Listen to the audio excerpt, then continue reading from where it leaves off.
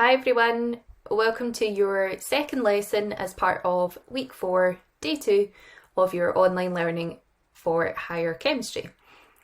In this video and this lesson we are going to recap on the key learning from the structure and bonding and elements topic. This is another topic that we studied as part of Unit 1, the Chemical Changes in Structure unit, and again, make sure you've got your Unit 1 booklet handy to have a look at learning outcomes, notes and questions on this topic. Okay, there is quite a large part of Unit 1 is dedicated to learning about structure, bonding and properties of substances. There's a section on compounds which we will focus in on next week, but for today we're just going to look at the structure and bonding in elements part of that topic. Okay, in terms of notes in your booklet, you will find some of the notes on structure and bonding in elements as part of the periodicity topic, and you'll find some of it in the structure and bonding topic. It's just to do with the way that the learning outcomes and the notes are split in the booklet. Okay, but anything to do with elements and the bonding type of structure that they have, that's what we're focusing on in this lesson. Okay, anything to do with compounds we will come back to next week, so you don't have to worry about those for now. Okay, so when we look at the structure and bonding of elements, what you're expected to know as part of the higher course is the first 20 elements of the periodic table. So we can split those first 20 elements into different categories or different groups depending on their bonding and structure. So you don't have to memorise every single element individually out of the first 20. There are roughly 5 main categories that we can split those elements into. And within those categories, you should be able to describe the type of bonding and structure. You should be able to talk about some of the properties that those elements will have.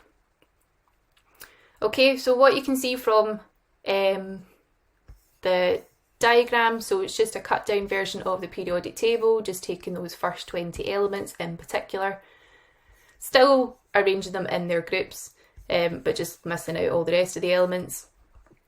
And you can see from the colour coding that there is a bit of help in terms of the way the periodic table is arranged, that the elements that have similar bonding and structure tend to be quite close together in the periodic table, which is quite helpful. Hydrogen here is on its own away from the rest of the covalent molecular gases, but the rest are pretty much found next to each other. So you can kind of remember the particular elements, if you wish, that have each bonding structure type. But what's probably easier to do is to try and kind of visualise the first 20 elements like this diagram is showing you, and think about the kind of blocks and groupings of elements that have those particular bonding and structure types.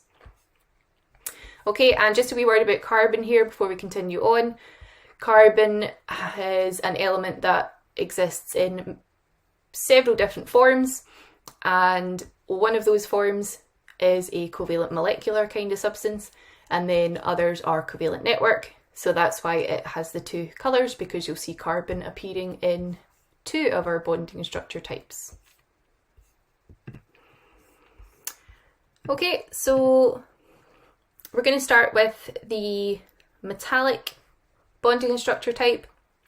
So as you would expect, this is found in all of the metallic elements from the first 20. So that is lithium, sodium, potassium, beryllium, magnesium, calcium and aluminium. Okay, this is all pretty much revision from Nat 5. There's not much new that we've learned about metals in higher. So we know that the structure that metals have is a lattice of positively charged metal ions surrounded by a sea of delocalized electrons. So the very kind of tightly packed, organized lattice structure, and then the delocalized electrons are flowing freely around the structure with the ions. That's why they're referred to as a sea, because the electrons move and flow around. Okay, the structure is held together by metallic bonding, so that is the attraction between those positive metal ions and the negative delocalized electrons. And metallic bonding is very strong, so it leads to metals having high melting and boiling points. Lots of energy is required to break metallic bonds. And so all of the metals in the first 20 are solids at room temperature, and most of the metals in the periodic table are as well, with the exception of mercury.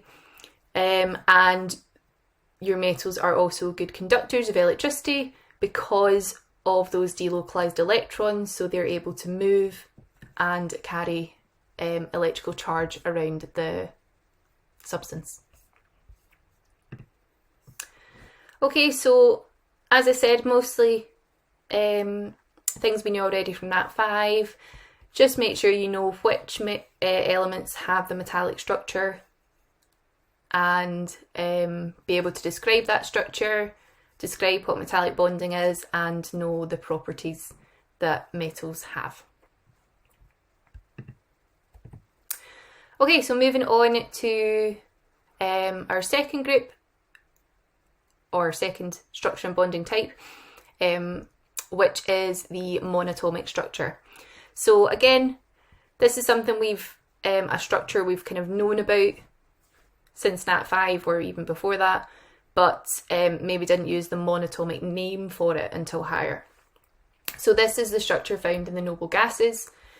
All of the noble gases, so all of group 8 or group 0 elements, specifically in the first 20 elements, that is helium, neon and argon.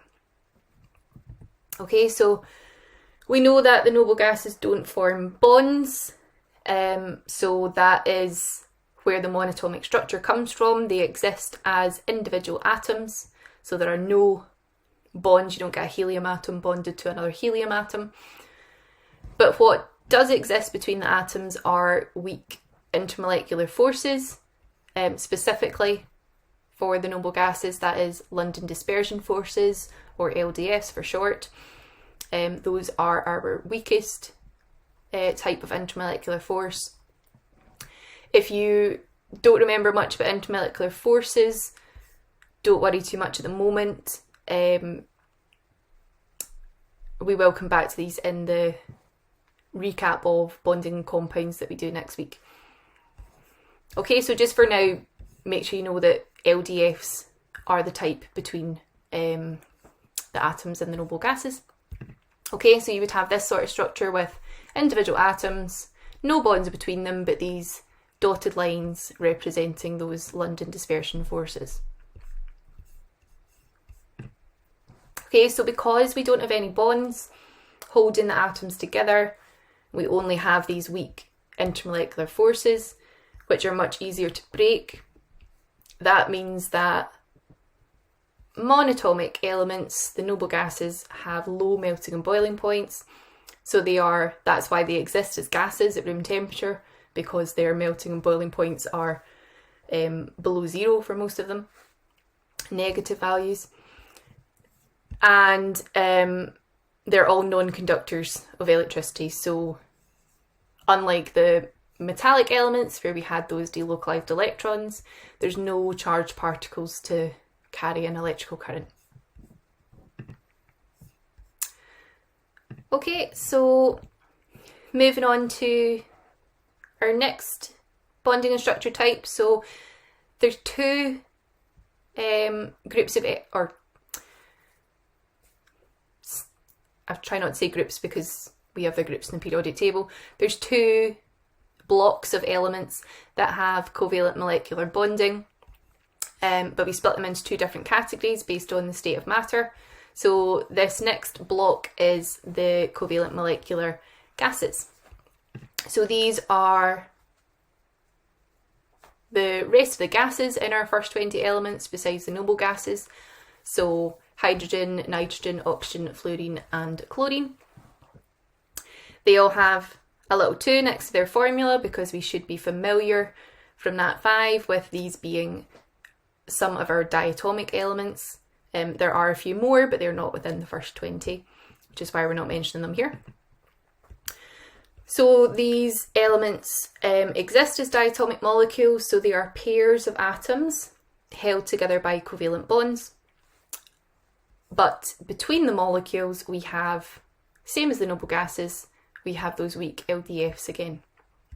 So if we could see the structure would look something a little bit like this, where we have bonds within the molecules. So the kind of blue line, solid blue line here, showing the bond holding these atoms together, making your diatomic molecule with the 2 atoms joined. But between the molecules, you just have your dotted lines representing those weak LDFs. Okay, so it's similar to the noble gases. Because you only have those weak LDFs between the molecules, then they have low melting and boiling points. They are gases at room temperature. And again, they are non-conductors.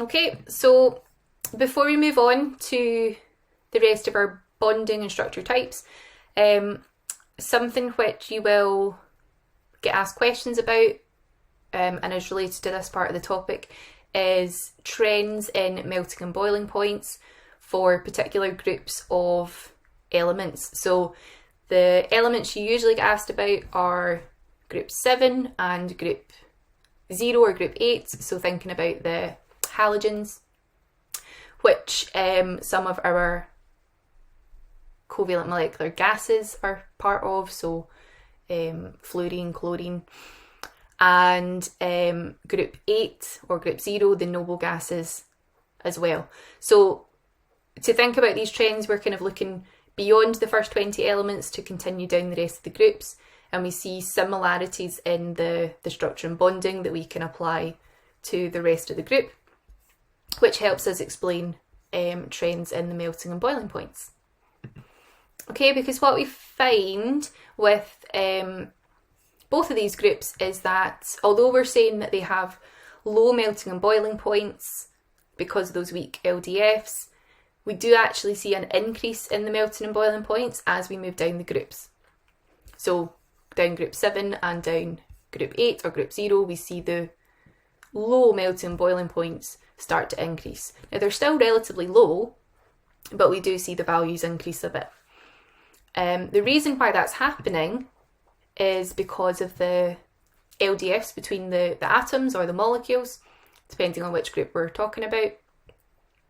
So something that we should know about LDFs is that as the number of electrons increases, your LDFs increase in strength.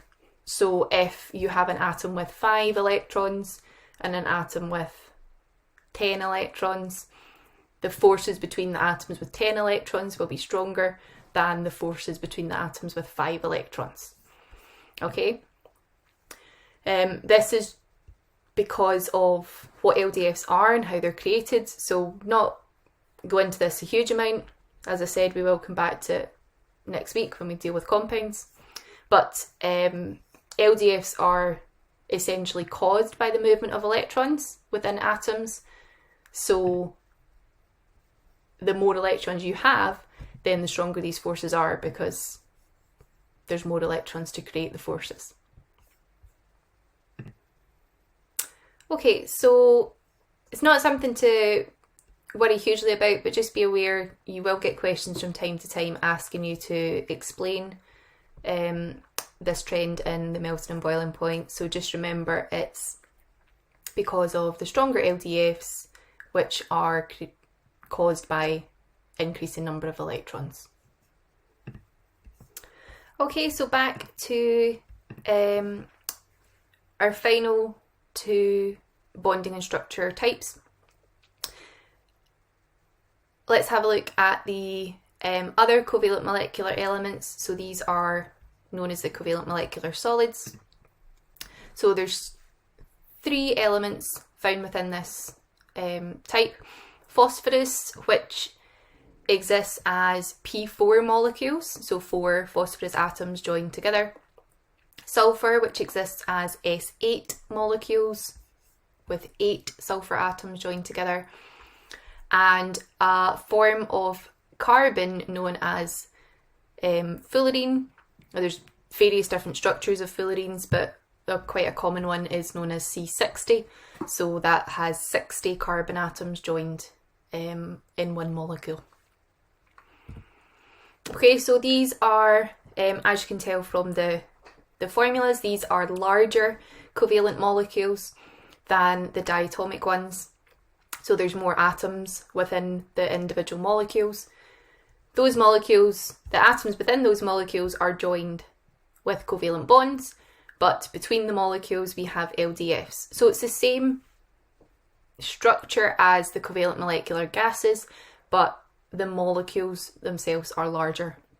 And what that means, because the molecules are larger, so you can see some examples of the structures here.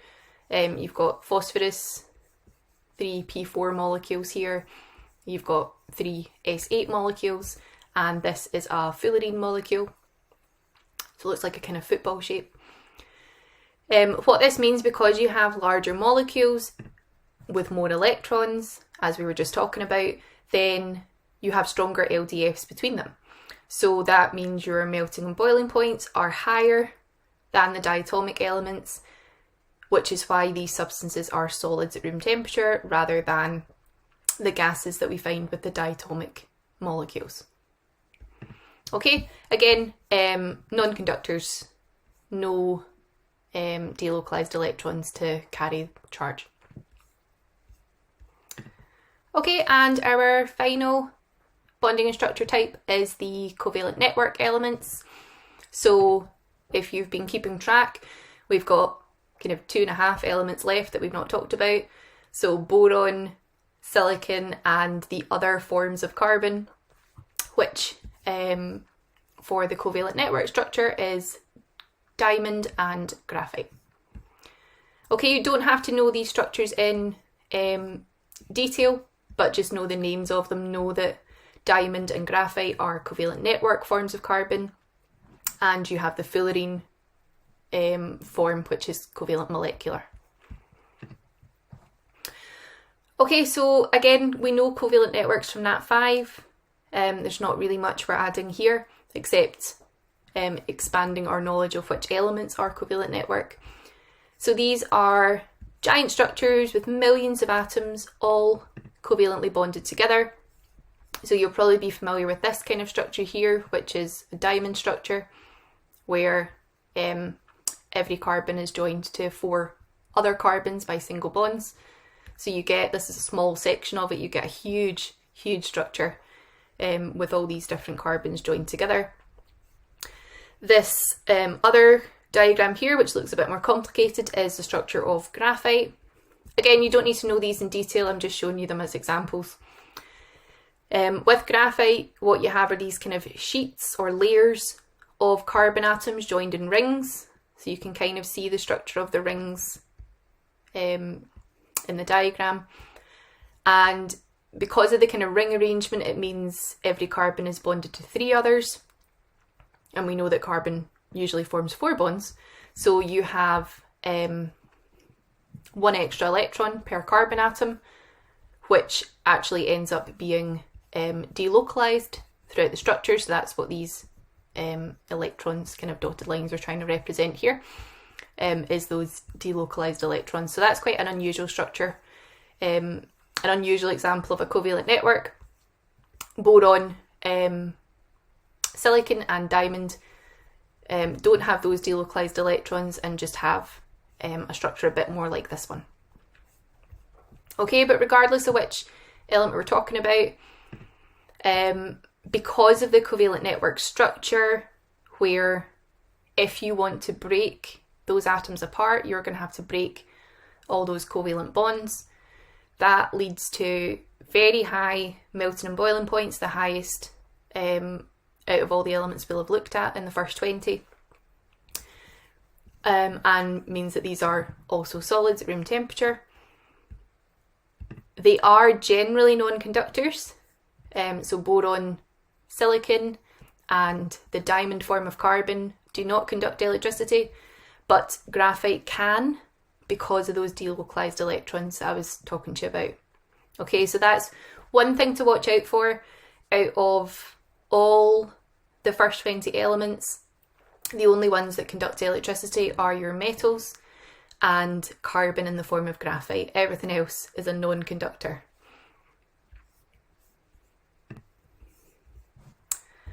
Okay, so we've had a look at the 5 different bonding and structure types found in the first 20 elements.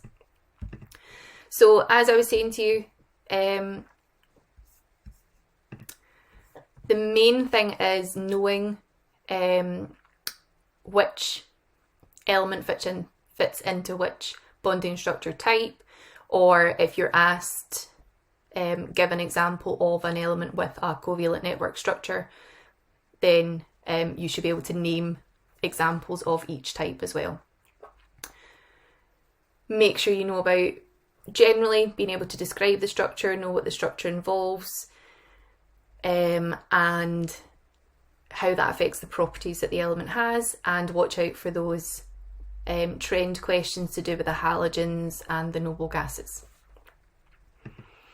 Okay, so same as you will have done for the periodicity topic.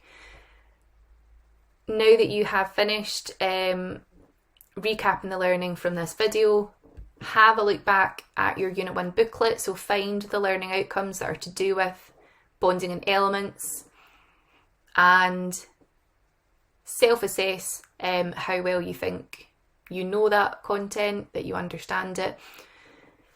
If you do have some areas you want to learn a little bit more about or revise a little bit further, make sure you have a look back at your notes on structure and bonding and elements, or the Unit 1 booklet.